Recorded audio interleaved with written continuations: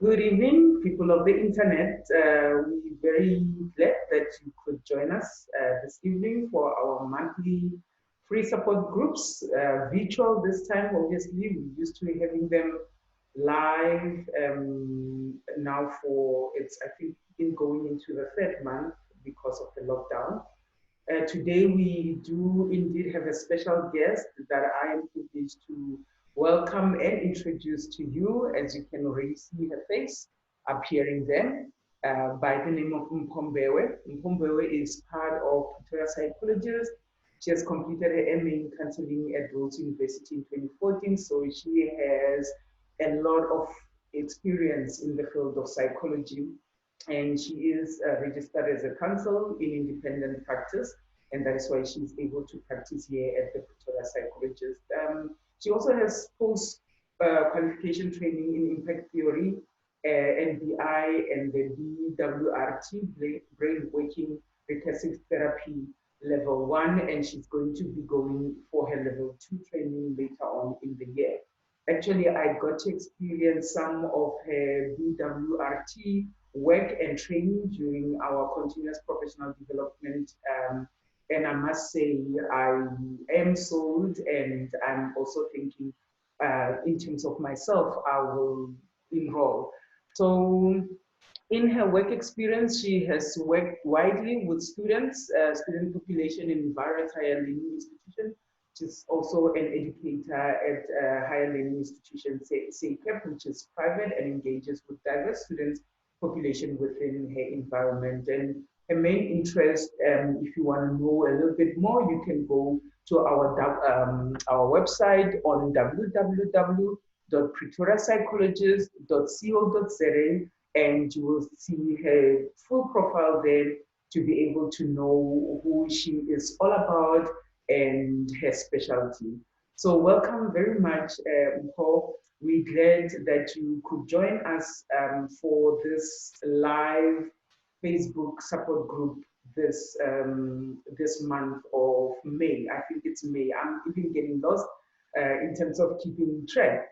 So today we're talking lockdown and burnout and how to cope with lockdown and the burnout.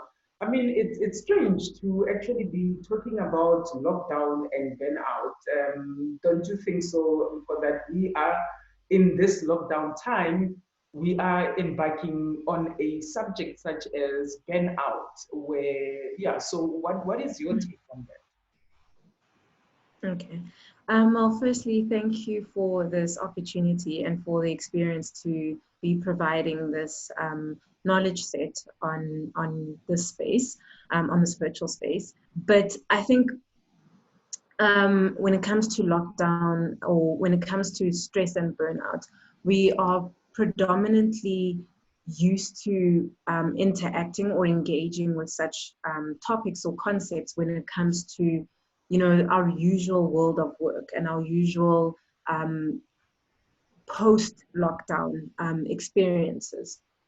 And so I think perhaps maybe to get us or to get us started, what I wanted to share is just a sort of a differentiation between the two, all right?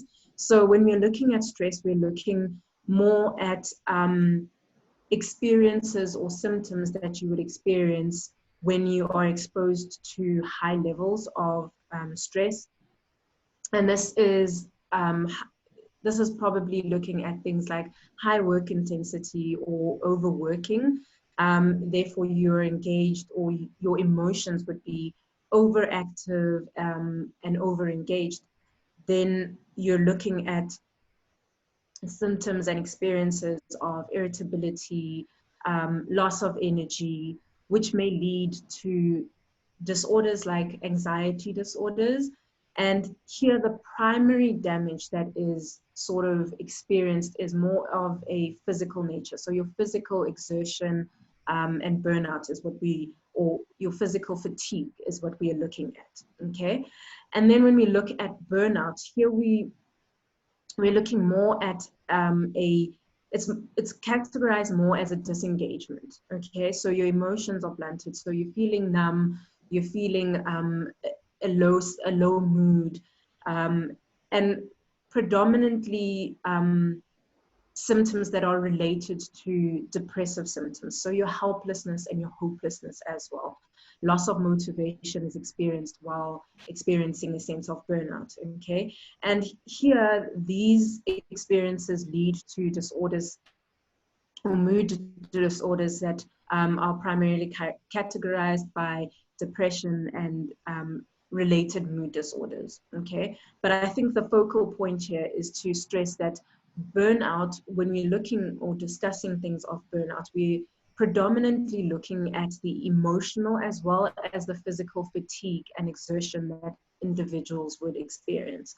So when we look at our world of work prior to lockdown, we are able to recognize, or you'd be readily able to recognize experiences of stress and burnout, predominantly in terms of how they affect your engagement in terms of work and your world of work.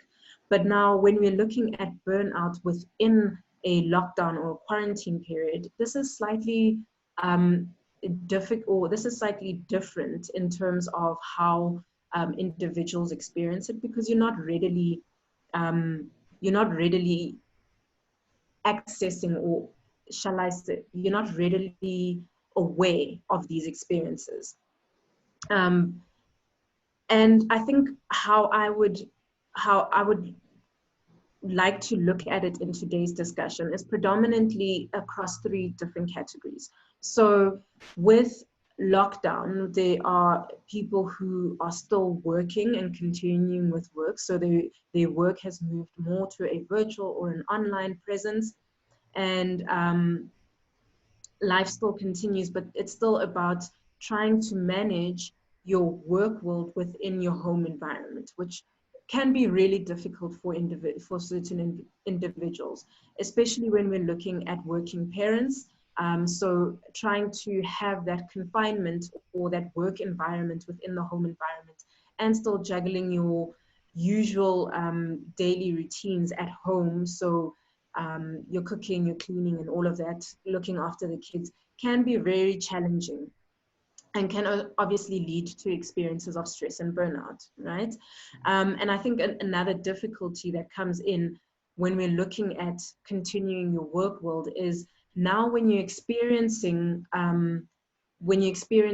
experiences of stress and burnout within this quarantine period, the coping strategies or the coping mechanisms that you used to apply prior to quarantine and lockdown aren't accessible. So things like going to the gym, not accessible. Things like hanging out with friends hanging out with friends for dinner or whatever, those opportunities aren't accessible. Even as simple as the commute to work, to and from work, from home, those things aren't accessible. So you're finding yourself having to sort of continue and readjust or adjust to a new world of work where there aren't periods or specified down periods where you can just take some time to relax. Because for some people, just that drive to work, be it a 20-minute drive or 45-minute drive for some people, that is a period that they use to sort of disengage and leave the things from work at work, or prepare themselves to go into the work environment, right? So you mentally prepare yourself or engage with or disengage with that world of work. And now having to have that sort of immediate switch where you're moving from one room to the next room isn't a long enough time period for individuals to disengage or prepare themselves for this area or for the work environment. So that brings in a difficulty when it comes to having clear boundaries in relation to work and your work environment. Okay. So, and then another area that I think is also important to look at in this lockdown period is the experience of coming to terms with the end of your work life, or a termination of your work environment and your work experience. in relation to people experiencing retrenchments or losing their jobs because of their lockdown period. Companies not being able to continue work or sustain their employees through this lockdown period. So having to experience that comes with the emotional adjustment of letting go of this reality, letting go of a part of you that you used to engaging with on a daily basis, right? But it also comes with having to prepare for life after this reality.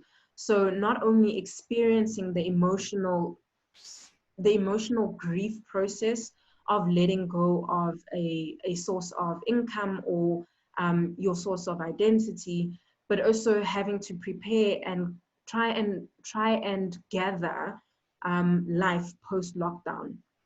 So life post employment. And for some individuals, that's incredibly difficult and overwhelming to experience. Some people have a sense of numbness where this is a reality, but they don't know how to face that reality. This is something that you weren't prepared for. And I think for some individuals, it could have even been as shocking as just having started a job, going into lockdown, and then facing the possibility of retrenchment. That in itself, you were just starting to now acclimatize to this working environment, and now you're having to let go of it again. So that in itself brings in a new sense of stress and burnout that individuals can experience. And then I think lastly, the other perspective that I want to sort of bring into our discussion today is for individuals who are experiencing or who have experienced a heightened sense of anxiety or heightened sense of depressive symptoms within the lockdown period because of the isolation that they might be experiencing. A lot of people have spoken, and even within this platform, a lot of people have spoken to the impact of lockdown.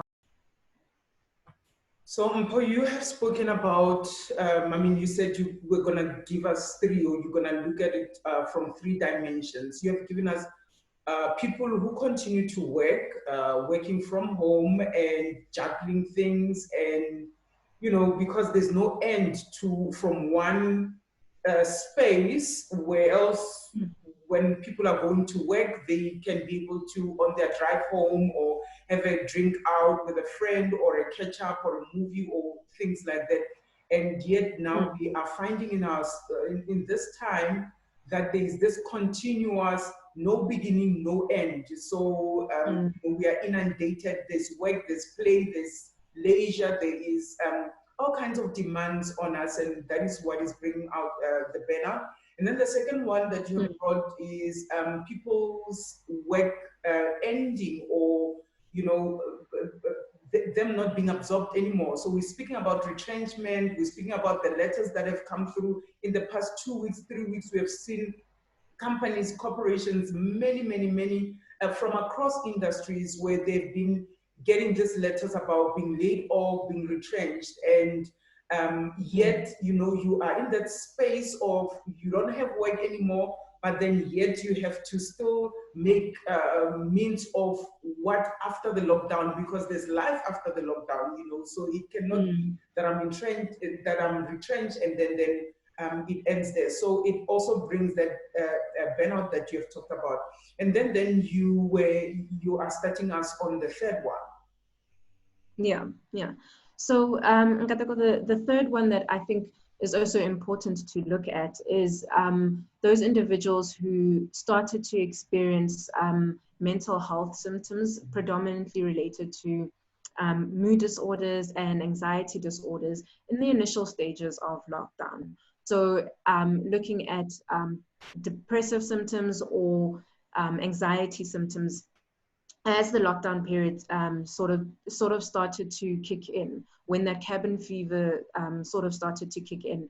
So because of that sense of isolation, the sense of change, the drastic change from being in their normal day-to-day routines, going to a sense of being isolated from their coping mechanisms or coping strategies as well.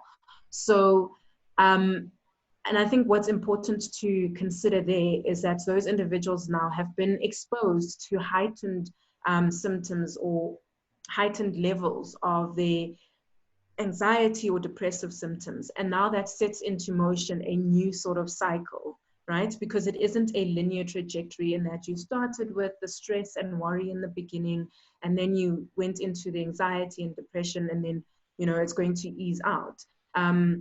Being exposed to those symptoms over a prolonged time or a prolonged time frame sets a cycle into motion where you now returning to those initial feelings of stress and burnout.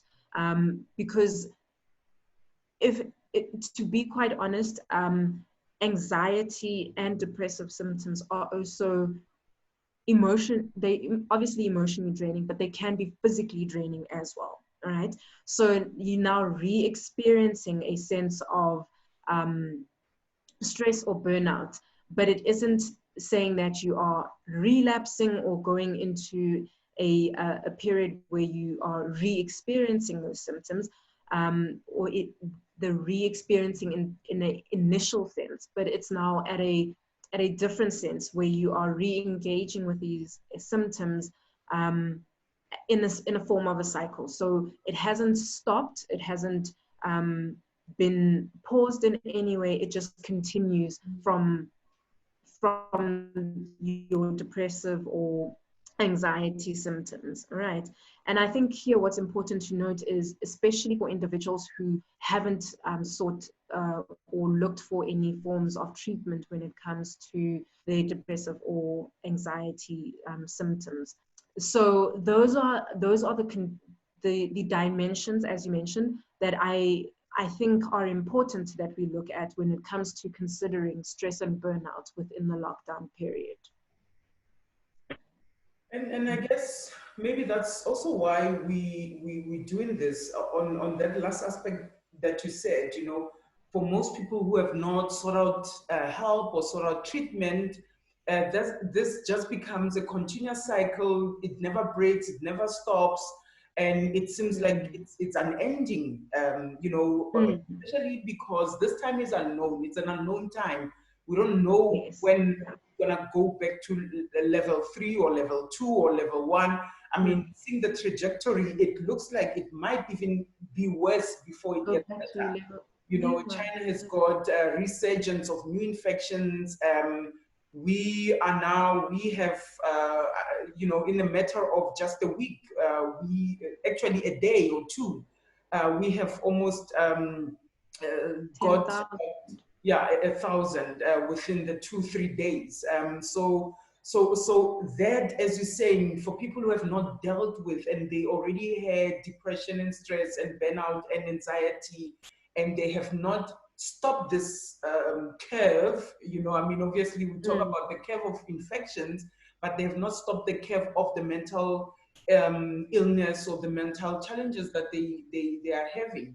And talk to those, and maybe even in talking to those that have not sought out help, maybe speak of the coping strategies and the coping mechanism people can adopt to help them with the burnout that they did not realize that they're burning out because they're thinking lockdown is supposed to be relaxed and so on, but because of the outlets that you have spoken about, people don't have access to, and so on. They do find themselves burnout, even though they might not have identified it as burnout, but you have been able to help us to identify it as burnout. Okay, I think, as I mentioned earlier, when looking at individuals who have continued to work, when it comes to coping strategies, they somewhat fall on two different, or on a continuum of two different aspects, right? And I'll look at the aspect that you have sort of touched on now. I'll look at that one first, in terms of individuals who started to experience challenges when it comes to mental health in relation to anxiety and mood disorders, right? And who haven't sought a treatment or any form of counseling to sort of alleviate these symptoms, right? So I know individual or people sort of make a joke on it in terms of the social space with all these challenges that are going around. So people challenging each other to do dances or TikTok videos, to bake. Now there are people becoming master chefs, and there are sort of memes that are flying around that the master chef line after lockdown is going to be insane.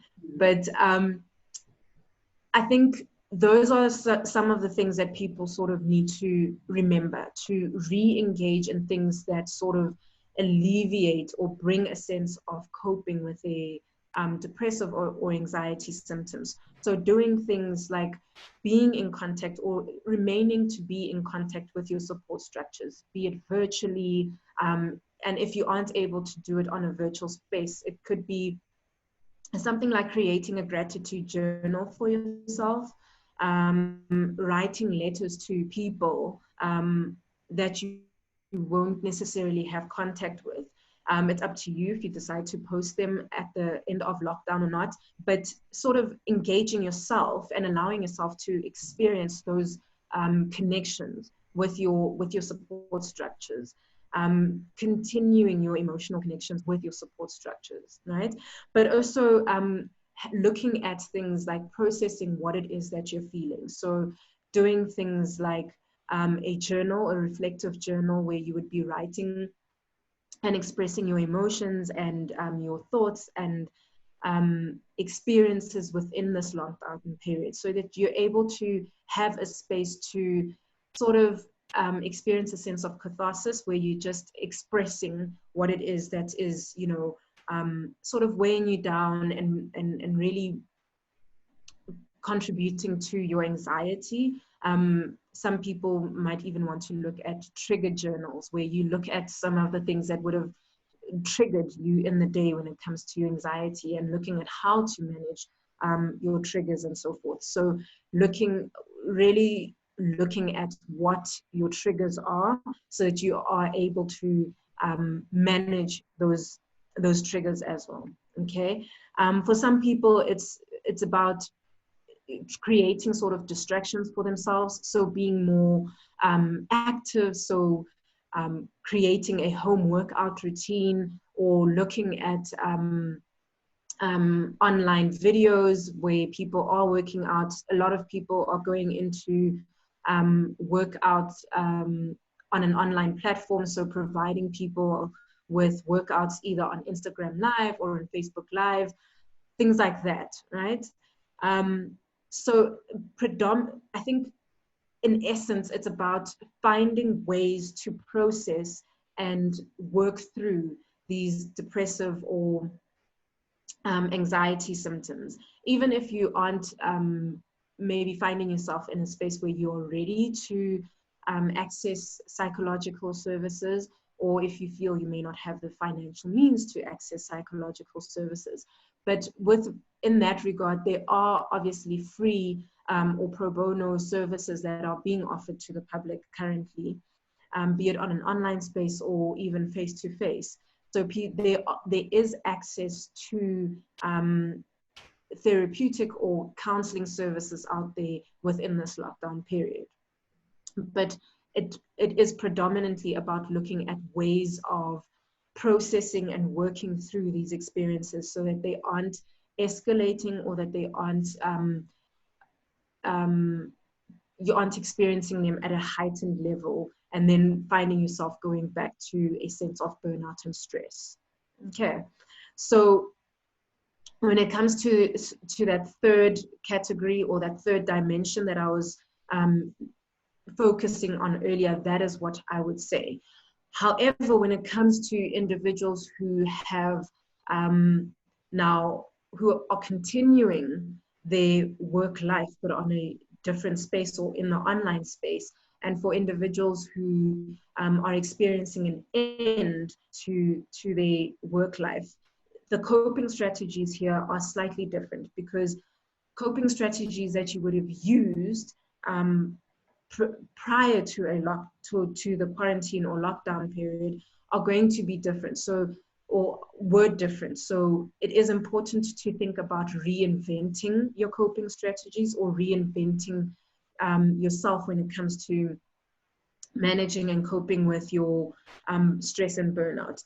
So here, what I would say is, especially for those who used the transition or the periods between commuting to work and commuting back home, to sort of process their and switch off or prepare themselves for this environment.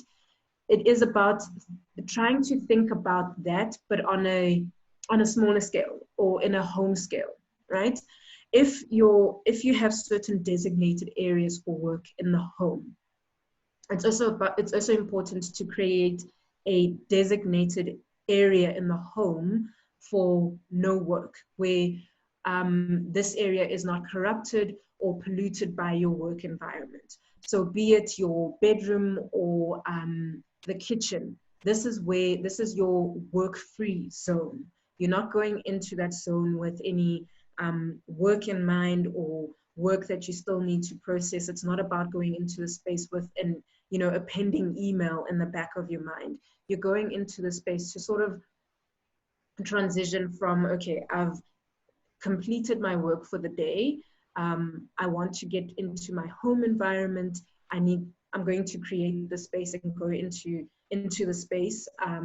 And it could even be taking your commute time, and if you don't have an extensive, time at home to apply that commute time, you can even half it. So if commuting took you 30 minutes, it's about taking 15 minutes in this work-free zone to have that transition, to maybe do certain things like guided meditation or guided imagery, where you are switching off or preparing yourself to go into your work environment. Some people want to or would align with meditation. I know personally I struggle with meditation. So a nice tool that I have found is it's like a really short video that just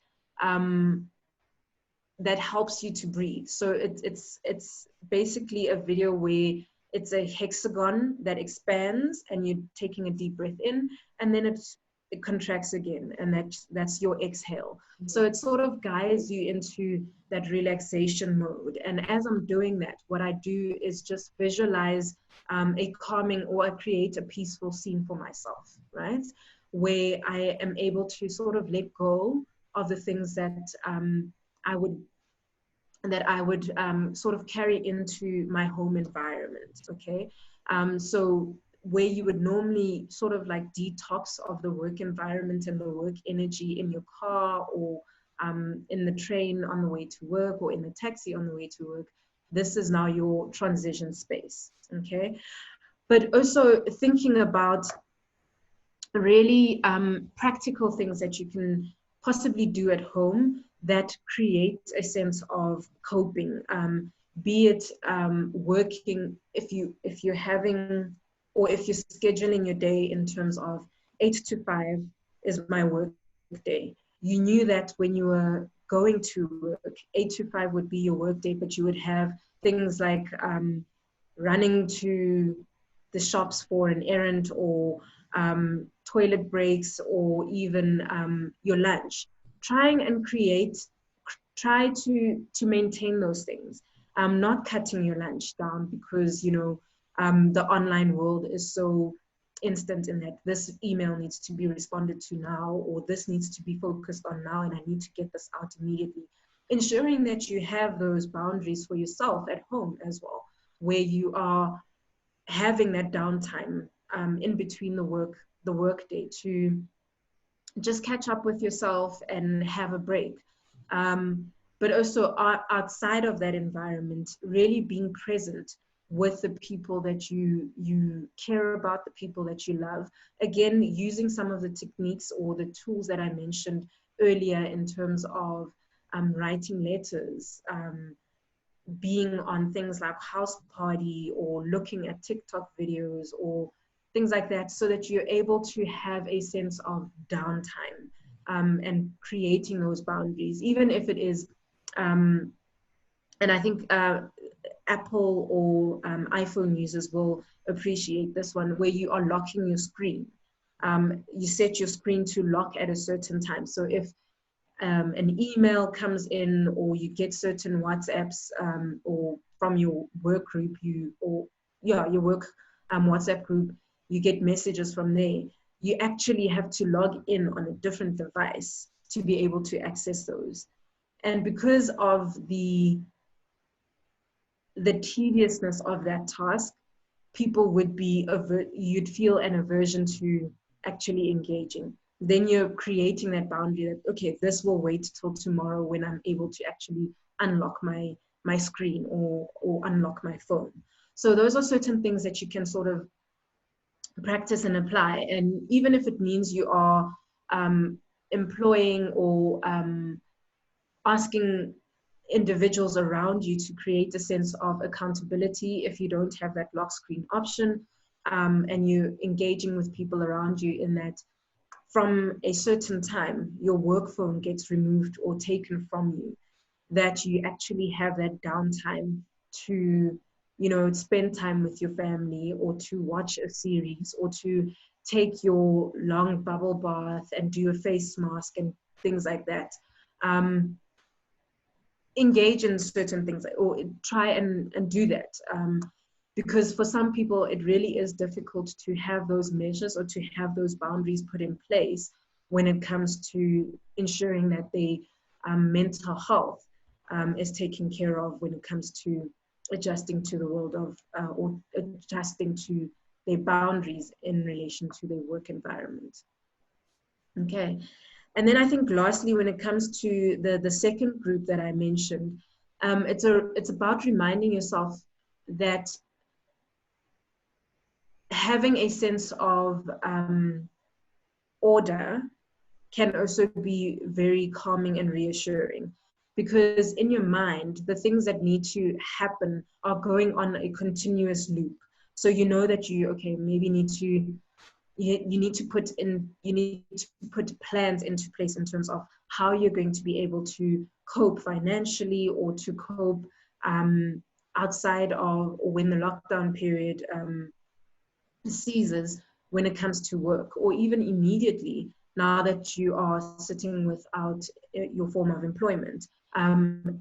It's really about thinking about how, I say this a lot to my students, how do you eat an elephant? It's one bite at a time. So really looking about creating a order, even if it isn't a to-do list or a timeline in terms of the week, where you're just looking at daily tasks. What is it that I can do today to set into motion my plans when it comes to readjusting to having lost my employment? I won't even touch on the financial aspect of that, because I feel there are a lot of financial experts out there who can speak to that. But I want to recognize that some people don't have that luxury to think of, okay, I have certain savings put in or set aside, and therefore there are those worries. So it is about reminding yourself of the reality that you're currently facing now. If the reality is that you have been let go or retrenched, or you aren't able to access your employment, the reality would then be there may not be new forms of employment or new opportunities to look at. So it is about looking earnestly and honestly, looking at the resources that you have. It could be that your resources are people. It could be that your resources are government or financial institutions that you look to. So it is about looking into how to go about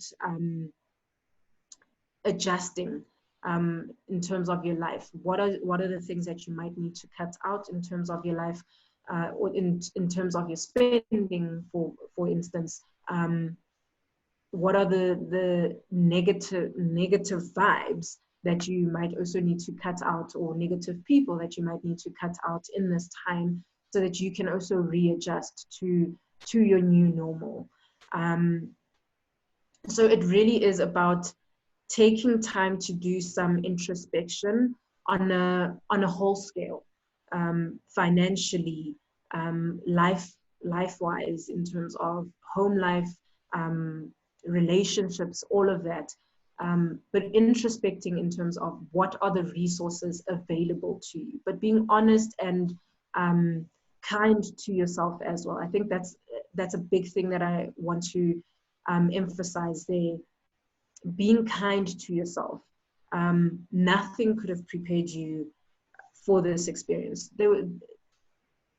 Just this quarantine period alone, nothing could have prepared us for this experience.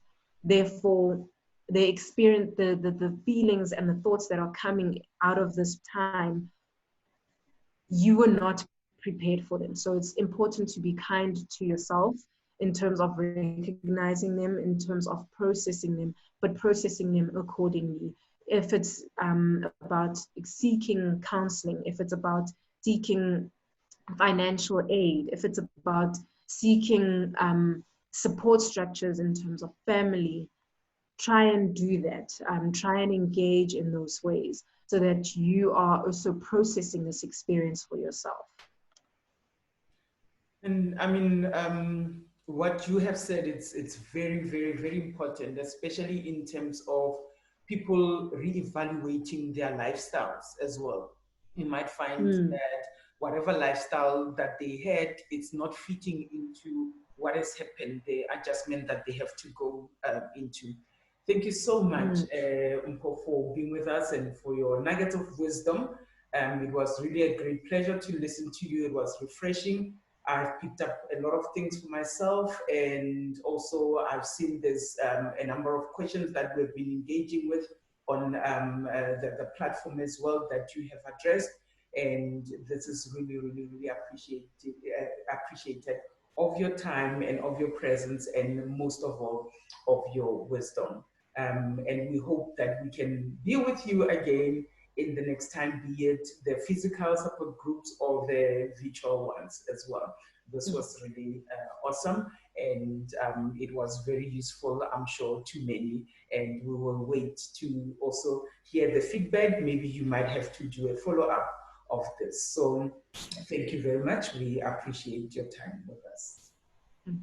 Okay, thank you very much for giving me this opportunity. And I think for me, the reason why I was really, really interested and very willing to do this is not just in terms of psychoeducation when it comes to mental well-being and mental health, but predominantly because for me personally, I've also been experiencing this continuing my work life online and the stress and burnout that comes with it. So it really sort of resonated with me personally. And I feel it is a very important topic that needs to be discussed by our global community. And that's why I really was excited to be a part of this experience with you. So thank you very much for allowing me to share and allowing me to sort of process this myself as well. Thank you. Yeah. So thank you. It's as I said, yeah, it's very, very, very much appreciated. And I mean, for any more for you to talk to someone, for people who are here engaging with us, you are most welcome to go into our website on www.pretoriapsychologist.co.za. That's where you will find Mpho Mbewe's contact details and any other psychologists that you feel comfortable to speak to. You can go on our Facebook page for more information about the coming support groups, as well as our Instagram and YouTube page for any more information and some articles that you can read on to help you cope further. Thank you and bye.